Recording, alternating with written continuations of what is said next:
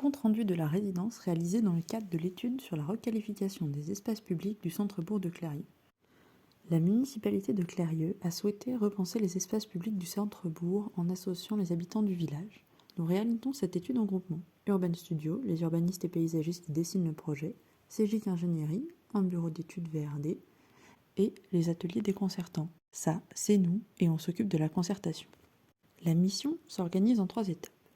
Un diagnostic participatif, c'est ce qu'on a fait ensemble en novembre, le dessin de scénarios d'aménagement entre février et mai 2022, puis la déclinaison en secteurs opérationnels de projet qui permettront de réaliser les travaux concrets d'aménagement.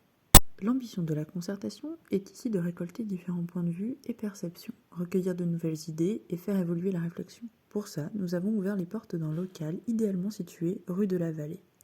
Nous avons multiplié les formats d'action dans l'objectif de toucher un maximum de personnes et à différents moments de la journée.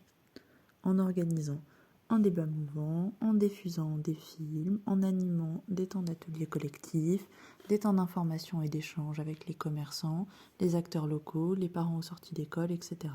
En proposant aussi des entretiens individuels, ce qui nous a permis de récolter beaucoup de contributions. Le village a plein d'atouts, mais il n'y a aucune unité. Est-ce qu'il ne faudrait pas changer les sens de circulation pour apaiser et faciliter les déplacements? Voilà, à l'école, on pourrait y aller à pied, mais c'est trop dangereux, alors on prend la route. Il faut des trottoirs assez larges, sans obstacles, pour se balader tranquillement. La traversée de Clérieux ne ressemble à rien, alors que le village a du caractère. Les voitures se garent devant les fenêtres et nous empêchent d'ouvrir les volets médiévales et on n'a plus accès à l'eau, on a vraiment tourné le dos au passé. Et voilà ce qu'on a compris. Clérieux est un village que ses habitants décrivent d'abord comme idéalement situé entre Tain-l'Hermitage, Romans-sur-Isère, Valence et Saint-Donat-sur-l'Herbasse. Il est bien desservi par les axes routiers, notamment la départementale qui traverse et qui est devenue au fil du temps la colonne vertébrale du village. Le dynamisme de la commune réside dans le fait que son offre commerciale est considérée comme complète par ses habitants. Le tissu urbain du centre-bourg est organisé autour de la Motte Castrale. Ce centre historique, composé autour de la rue des Remparts et de la place de l'église, est néanmoins totalement déconnecté du centre de vie et des usages actuels, plutôt situé quant à eux autour des commerces de la rue de la Vallée. Les 2 entrées du village, nord et sud, sont jugées un peu flottantes et peu lisibles par ses habitants.